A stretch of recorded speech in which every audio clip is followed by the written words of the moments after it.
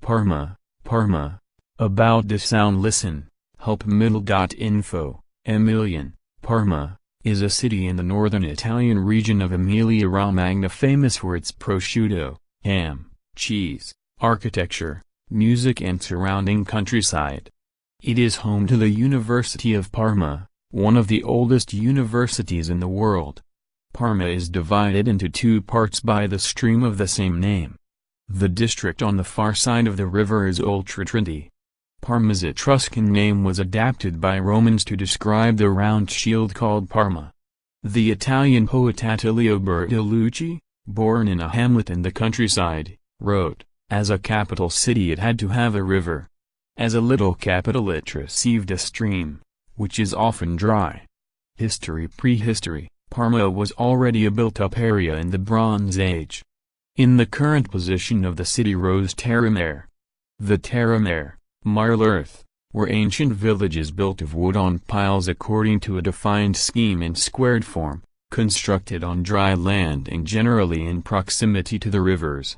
During this age, between 1500 BC and 800 BC, the first necropolis, on the sites of the present-day Piazza Duomo and Piazzale della Massina, were constructed. Antiquity. The city was most probably founded and named by the Etruscans, for a Parma, circular shield, was a Latin borrowing, as were many Roman terms for particular arms, and Parmio, Parmi and Parmniel are names that appear in Etruscan inscriptions.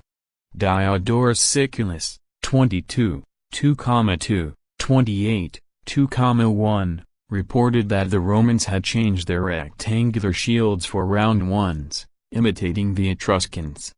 Whether the Etruscan encampment was so named because it was round, like a shield, or whether its situation was a shield against the Gauls to the north, is uncertain. The Roman colony was founded in 183 BC, together with Mutina, Modena, 2,000 families were settled. Parma had a certain importance as a road hub over the Via Aemilia and the Via Claudia. It had a forum, in what is today the central Garibaldi Square. In 44 BC, the city was destroyed, and Augustus rebuilt it. During the Roman Empire, it gained the title of Julia for its loyalty to the imperial house. The city was subsequently sacked by Attila, and later given by the dramatic King Odoacer to his followers. During the Gothic War, however, Totila destroyed it. It was then part of the Byzantine Exarchate of Ravenna, changing its name to Chrysopolis, Golden City, probably due to the presence of the imperial treasury, and, from 569, of the Lombard Kingdom of Italy. During the Middle Ages, Parma became an important stage of the Via Francigena, the main road connecting Rome to northern Europe. Several castles, hospitals and inns were built in the following centuries to host the increasing number of pilgrims who passed by Parma and Firenze, following the Apennines via Colchio, Berceto and the Corcia ranges before descending the Passo della Sisa into Tuscany, heading finally south towards Rome. Middle Ages. Under the Frankish rule, Parma became the capital of a county, 774. Like most northern Italian cities, it was nominally a part of the Holy Roman Empire created by Charlemagne, but locally ruled by its bishops, the first being Abbadus. In the subsequent struggles between the papacy and the empire, Parma was usually a member of the imperial party. Two of its bishops became antipopes, Cadillo, founder of the cathedral, as Honorius II, and Guibert, as Clement III. An almost independent commune was created around 1140. A treaty between Parma and Piacenza of 1149 is the earliest document of a commune headed by consuls.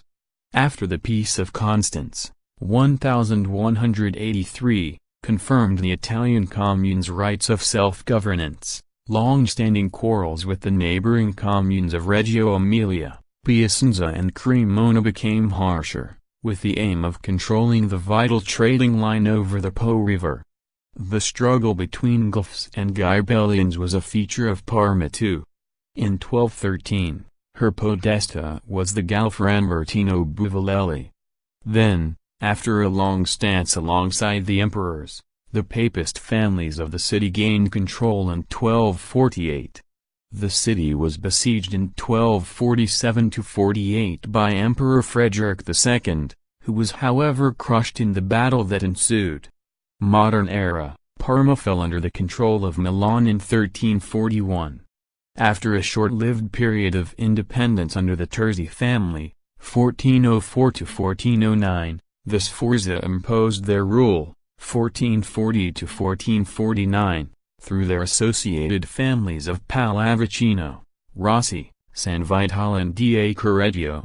These created a kind of new feudalism, building towers and castles throughout the city and the land. These fiefs evolved into truly independent states. The Landi governed the higher Taros Valley from 1257 to 1682. The Pallavicino Signory extended over the eastern part of today's province, with the capital in Busto. Parma's territories were an exception for northern Italy, as its feudal subdivision frequently continued until more recent years. For example, Solignano was a Pallavicino family possession until 1805, and San Secondo belonged to the Rossi well into the 19th century. Between the 14th and the 15th centuries, Parma was at the center of the Italian wars. The Battle of Fornovo was fought in its territory. The French held the city in 1500 and 1521, with a short papal parenthesis in 1512 to 1515. After the foreigners were expelled, Parma belonged to the Papal States until 1545.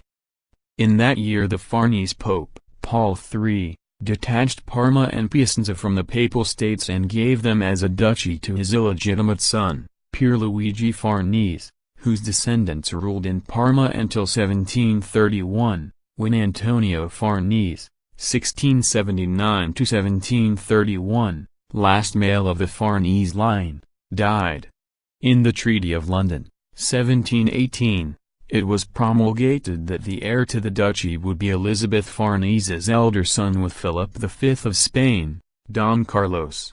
In 1731, the 15-year-old Don Carlos became Charles I, Duke of Parma and Piacenza, at the death of his childless great-uncle Antonio Farnese. In 1734, Charles I conquered the kingdoms of Naples and Sicily, and was crowned as the King of Naples and Sicily on July 3, 1735, leaving the Duchy of Parma to his brother Philip, Filippo I di Borbone Parma. In 1594 a constitution was promulgated, the university enhanced and the nobles' college founded. The war to reduce the barons' power continued for several years. In 1612 Barbara Sanseverino was executed in the central square of Parma, together with 6 other nobles charged of plotting against the duke. At the end of the 17th century, after the defeat of Pallavicini, 1588, and Landi, 1682, the Farnese duke could finally hold with firm hand all of Parmense territories. The castle of the Sanseverino in Colorno was turned into a luxurious summer palace by Ferdinando Bibbiena. In 1731 the combined Duchy of Parma and Piacenza was given to the House of Bourbon in a diplomatic shuffle of the European dynastic politics that were played out in Italy. Under the new rulers, however, it faced a certain decadence. In 1734 all the outstanding art collections of the Duke's palaces of Parma, Colorno and Sala-Baganza were moved to Naples. Parma was under French influence after the Peace of Aachen, 1748. Parma became a modern state with the energetic action of Prime Minister Guillaume Dutillot. He created the bases for a modern industry and fought strenuously against the church's privileges. The city lived a period of particular splendor. The Biblioteca Palatina, Palatine Library, the Archaeological Museum, the Picture Gallery and the Botanical Garden were founded. together with the royal printing works directed by Giambattista Bodoni, aided by the Amoretti brothers as skilled and inspired punch-cutters. Contemporary age. During the Napoleonic Wars, 1802–1814, Parma was capital of the Taro department. Under its French name Parme, it was also created a Dutch Grand Fief de l'Empire for Charles François Lebrun, Duc de Plaisance, the Emperor's arch-treasurer, on April 24, 1808, extinguished 1926. After its restoration by the 1814–15 Vienna Congress, the Risorgimento's upheavals had no fertile ground in the tranquil duchy. In 1847, after Marie-Louise, Duchess of Parma's death, it passed again to the Bourbons, the last of whom was stabbed in the city and left it to his widow, Louisa Maria of Berry. On September 15, 1859 the dynasty was declared deposed, and Parma entered the newly formed province of Emilia under Luigi Carlo Ferrini. With the plebiscite of 1860 the former duchy became part of the unified Kingdom of Italy.